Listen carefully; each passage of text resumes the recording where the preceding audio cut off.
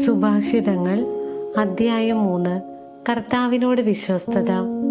മകനെ, എൻ്റെ ഉപദേശം വിസ്മരിക്കരുത്. നിന്റെ ഹൃദയം എൻ്റെ കൽപ്പനകൾ പാലിക്കട്ടെ. അവ നിനക്ക് ദീർഘായുസ്സും സമൃദ്ധമായ ഐശ്വര്യവും നൽകും. കരുണയും വിശ്വസ്തതയും നിന്നെ പിരിയാതിരിക്കട്ടെ. അവയെ നിന്റെ കഴുത്തിൽ ധരിക്കുക, ഹൃദയഫലകത്തിൽ രേഖപ്പെടുത്തുകയും ചെയ്യുക. അങ്ങനെ നീ ദൈവത്തിൻ്റെയും മനുഷ്യരുടെയും ദൃഷ്ടിയിൽ പ്രീതിയും സൽകീർത്തിയും നേടും. കർത്താവിൽ പൂർണ്ണ ഹൃദയത്തോടെ വിശ്വാസം അർപ്പിക്കുക. സ്വന്തം ബുദ്ധിയെ ആശ്രയിക്കുകയും അരുത്. നിന്റെ എല്ലാ പ്രവൃത്തികളും ദൈവവിചാരത്തോടെ ആകട്ടെ. അവിടുന്ന് നിനക്ക് വഴി തെളിച്ചു തരും. ജ്ഞാനിയെന്ന് സ്വയം ഭാവിക്കരുത്. കർത്താവിനെ ഭയപ്പെട്ട് തിന്മയിൽ നിന്ന് അകന്നു മാറുക. അത് നിന്റെ ശരീരത്തിന് ആരോഗ്യവും അസ്ഥികൾക്ക് അനായാസതയും നൽകും. കർത്താവിനെ നിന്റെ സമ്പത്ത് കൊണ്ടും നിന്റെ എല്ലാ ഉൽപ്പന്നങ്ങളുടെയും ആദ്യ ഫലങ്ങൾ കൊണ്ടും ബഹുമാനിക്കുക. അപ്പോൾ നിന്റെ ധാന്യപ്പുരകൾ സമൃദ്ധി കൊണ്ട് നിറയുകയും നിന്റെ ചക്കുകളിൽ വീഞ്ഞു നിറഞ്ഞു കവിയുകയും ചെയ്യും. കർത്താവിൻ്റെ ശിക്ഷണത്തെ നിന്ദിക്കരുത്. അവിടുത്തെ ശാസനത്തിൽ മടുപ്പ് തോന്നുകയും അരുത്. എന്തെന്നാൽ പിതാവ് പ്രിയപുത്രനെ എന്ന പോലെ കർത്താവ് താൻ സ്നേഹിക്കുന്നവനെ ശാസിക്കുന്നു. ജ്ഞാനം അമൂല്യം. ജ്ഞാനം നേടുന്നവനും അറിവ് ലഭിക്കുന്നവനും ഭാഗ്യവാനാണ്. എന്തെന്നാൽ അതുകൊണ്ടുള്ള നേട്ടം വെള്ളിയെയും സ്വർണത്തെയുംക്കാൾ ശ്രേഷ്ഠമാണ്. അവൾ രത്നങ്ങളെക്കാൾ അമൂല്യയാണ്. നിങ്ങൾ കാക്ഷിക്കുന്നതൊന്നും അവൾക്ക് തുല്യമല്ല. അവളുടെ വലത്തുകൈയിൽ ദീർഘായുസ്സും ഇടത്തുകൈയിൽ സമ്പത്തും ബഹുമതിയും സ്ഥിതി ചെയ്യുന്നു. അവളുടെ മാർഗങ്ങൾ പ്രസന്നവും സമാധാനപൂർണവുമാണ്. അവളെ കൈവശപ്പെടുത്തുന്നവർക്ക് അവൾ ജീവന്റെ വൃക്ഷമാണ്. അവളെ മുറുകെ പിടിക്കുന്നവർ സന്തുഷ്ടരെന്ന് വിളിക്കപ്പെടുന്നു. കർത്താവ് ജ്ഞാനത്താൽ ഭൂമിയെ സ്ഥാപിച്ചു, വിജ്ഞാനത്താൽ ആകാശത്തെ ഉറപ്പിച്ചു. അവിടുത്തെ വിജ്ഞാനത്താൽ സമുദ്രങ്ങൾ പൊട്ടിപ്പുറപ്പെട്ടു, മേഘങ്ങൾ മഞ്ഞു പൊഴിക്കുന്നു. മകനെ, അന്യൂന്യമായ ജ്ഞാനവും വിവേചന ശക്തിയും പുലർത്തുക. അവ നിന്റെ ദൃഷ്ടിയിൽ നിന്ന് മാഞ്ഞു പോകാതിരിക്കട്ടെ. അവ നിന്റെ ആത്മാവിനു ജീവനും കണ്ഠത്തിന് ആഭരണവുമായിരിക്കും. അങ്ങനെ നീ നിന്റെ വഴിയിൽ സുരക്ഷിതനായി നടക്കും. നിന്റെ കാലിടറുകയില്ല. നീ നിർഭയനായിരിക്കും. നിനക്ക് സുഖനിദ്ര ലഭിക്കുകയും ചെയ്യും. അയൽക്കാരനോടുള്ള കടമകൾ. കിടിലം കൊള്ളിക്കുന്ന സംഭവങ്ങൾ കൊണ്ടോ ദുഷ്ടരുടെ നാശം കണ്ടോ നീ ഭയപ്പെടരുത്. കർത്താവ് നിന്റെ ആശ്രയമായിരിക്കും. നിന്റെ കാൽ കുടുക്കിൽപ്പെടാതെ അവിടുന്ന് കാത്തുകൊള്ളും. നിനക്ക് ചെയ്യാൻ കഴിവുള്ള നന്മ അത് ലഭിക്കാൻ അവകാശമുള്ളവർക്ക് നിഷേധിക്കരുത്. അയൽക്കാരൻ ചോദിക്കുന്ന വസ്തു നിന്റെ കൈവശമുണ്ടായിരിക്കെ പോയി വീണ്ടും വരിക, നാളെ തരാം എന്ന് പറയരുത്. നിന്നെ വിശ്വസിച്ച് പാർക്കുന്ന അയൽക്കാരനെ ദ്രോഹിക്കാൻ ആലോചിക്കരുത്. നിനക്ക് ഉപദ്രവം ചെയ്യാത്തവനുമായി കലഹിക്കരുത്. അക്രമിയുടെ വളർച്ചയിൽ അസൂയപ്പെടുകയോ അവന്റെ മാർഗം അവലംബിക്കുകയോ അരുത്. ദുർമാർഗികളെ കർത്താവ് വെറുക്കുന്നു.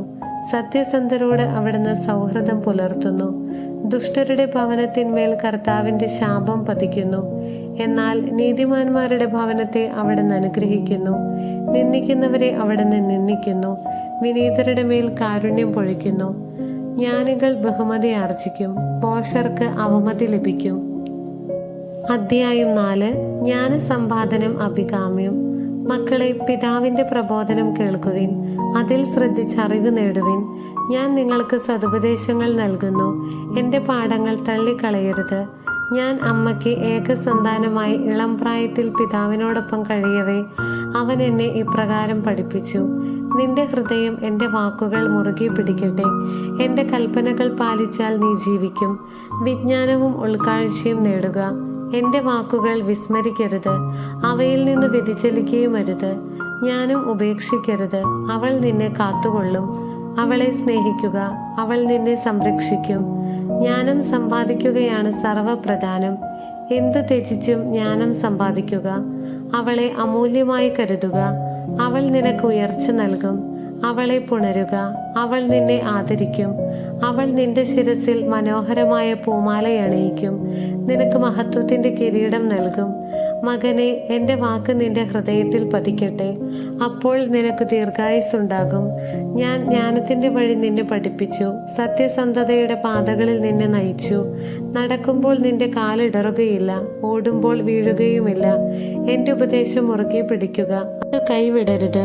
അത് കാത്തു സൂക്ഷിക്കുക, അത് നിന്റെ ജീവനാണ്.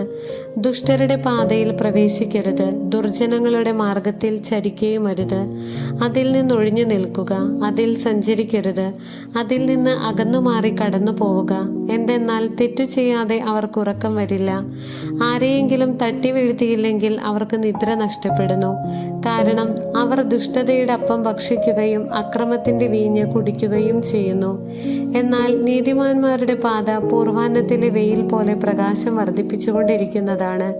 ദുഷ്ടരുടെ മാർഗം സാന്ദ്ര തമസ് പോലെയാണ്, എവിടെ തട്ടി വീഴുമെന്ന് അവർക്കറിഞ്ഞുകൂടാ. മകനെ, എൻ്റെ വാക്കുകൾ ശ്രദ്ധിക്കുക, എൻ്റെ മൊഴികൾക്ക് ചെവി തരുക. അവ നിന്റെ ദൃഷ്ടിപഥത്തിൽ നിന്ന് മാഞ്ഞു പോകാതിരിക്കട്ടെ, അവ നിന്റെ ഹൃദയത്തിൽ സൂക്ഷിക്കുക. എന്തെന്നാൽ അവയെ ഉൾക്കൊള്ളുന്നവന് അവ ജീവനും അവൻ്റെ ശരീരത്തിന് ഔഷധവുമാണ്. നിന്റെ ഹൃദയത്തെ ജാഗരൂകതയോടെ കാത്തു സൂക്ഷിക്കുക, ജീവന്റെ ഉറവകൾ അതിൽ നിന്നാണ് ഒഴുകുന്നത്.